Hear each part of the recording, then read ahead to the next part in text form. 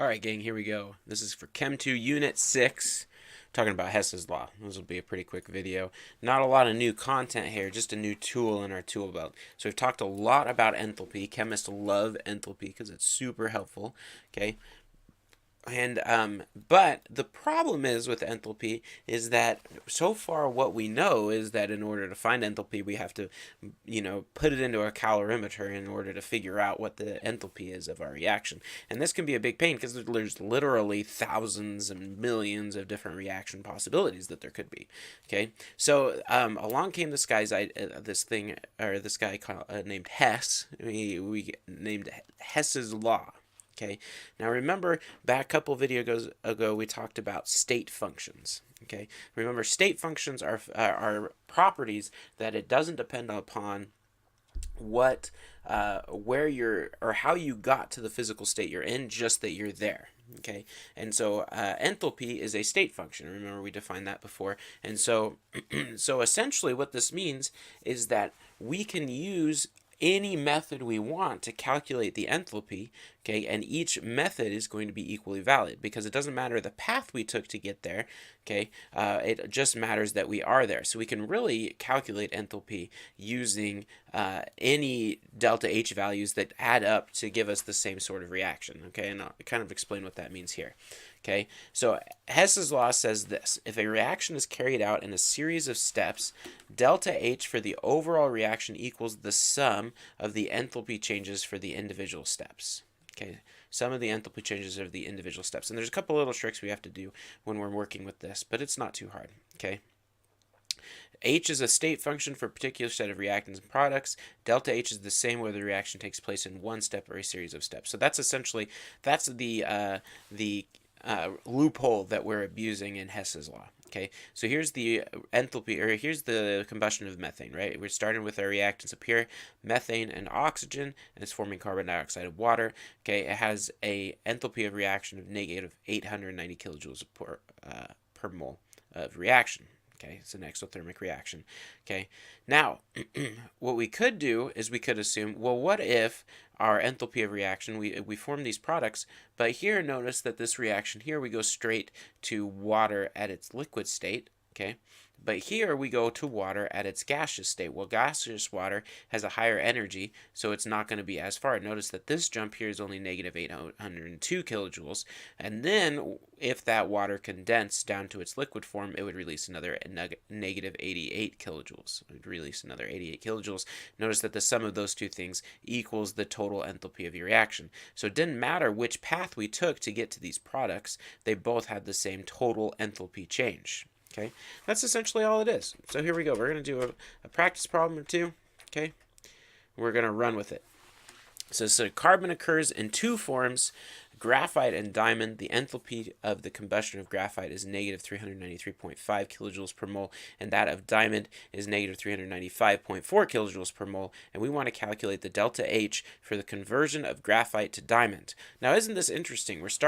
We are going to be able to find the enthalpy change for this reaction. This is not a combustion reaction. Okay, this is this is going to be this is a non-combustion reaction. We're going to have to put energy either in or out, but we're definitely not reacting it with oxygen. Okay, but we can find that enthalpy change by comparing it to the enthalpy change of two different combustion reactions. This is pretty awesome. So all you have to do with these, this is kind of like algebra when you do. When you've got like those reactions where you're what are those called, where you've got like the X, Y, it doesn't matter. All right, so we're going to take these these formulas, and we're going to rearrange them to make us something useful. So what I like to do is I look at these are my equations that I have to work with. Don't forget your delta H's over here. These are important. Okay, and essentially all you have to do is just match up what needs to be reactants and products. So my graphite is a reactant, and what I want to get to here, so I'm going to leave it as a reactant here. So C of my graphite, okay, and I'll just say graph, plus O2 goes to CO2, okay, and my delta H for this reaction, because I did not change this reaction at all, my delta H stays exactly the same, so it's still going to be negative 393.5 kilojoules. All right.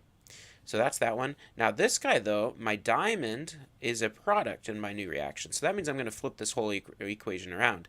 Okay, so my CO2 is going to yield my carbon diamond.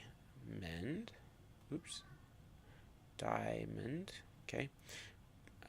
Plus O2. So notice that my reactants became products down here. So that means my delta H, and remember way back when we talked about enthalpies of reactions, if we flip a reaction around, that means we change the sign, so it becomes a positive 395.4 kilojoules. All right.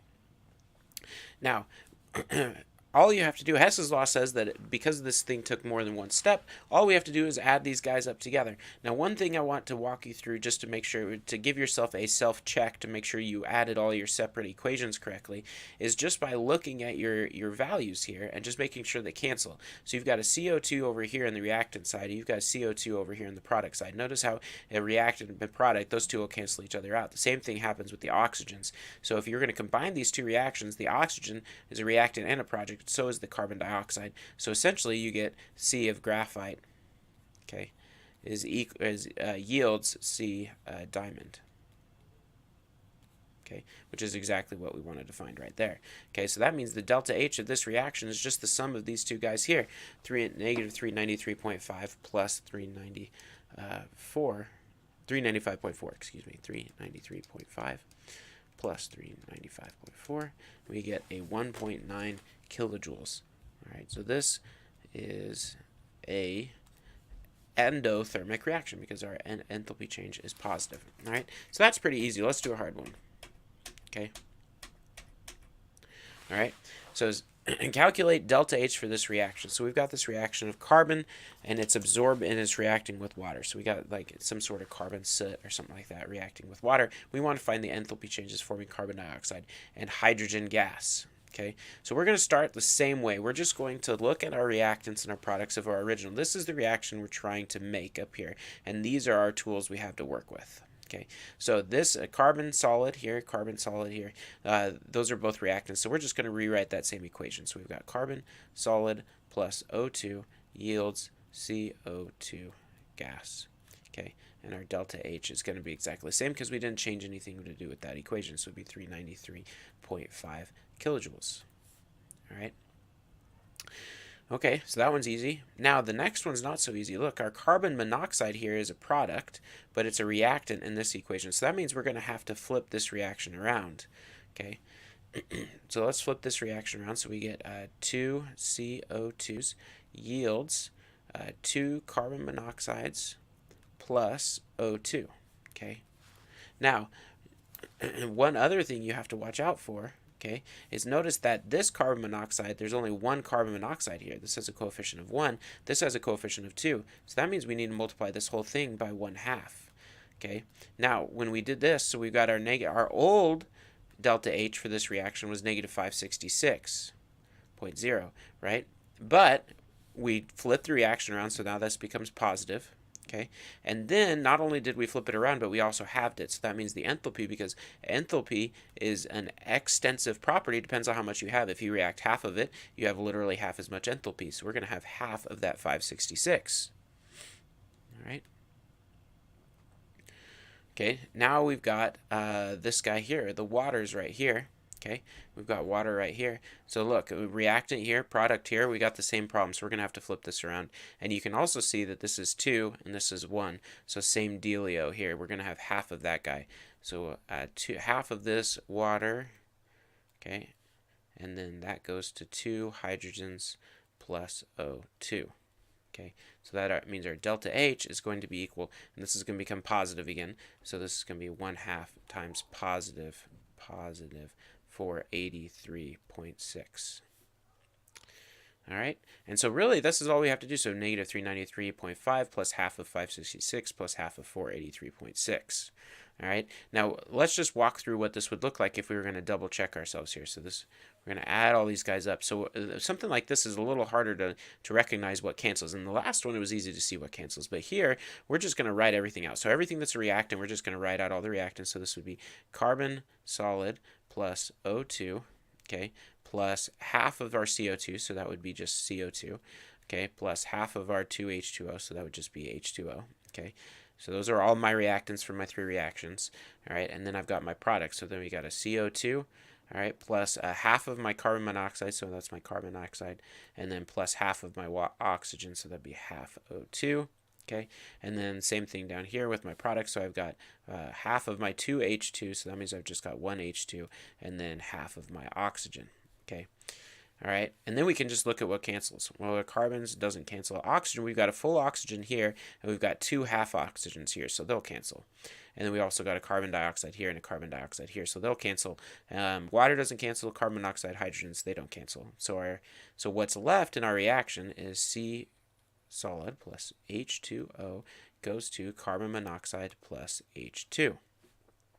Okay, and notice that this reaction here, this is exactly what we wanted to form up here, carbon solid plus H2O plus carbon monoxide plus H2, which is exactly what we wanted. So then, in order to find this, all we have to take is that we take our negative 393.5, and we add in 0.5 times 566 plus 0.5 times 483, 0.6. And we get our final answer as 131.3. 131.3 kilojoules. So this reaction here is also endothermic. All right, so that's it for Hess's law. They get, as complicated as we'll get as these 3 reaction problems, but they are super helpful because all of these reactions are tabulated, or base reactions are tabulated. So we can use these base reactions that have already been vetted in order to find enthalpy change for something else. And so that makes life pretty handy. It's a pretty handy tool, Hess's law is. So anyway, so do your practice problems. Let me know if you have any questions, and I'll see you on the flip side.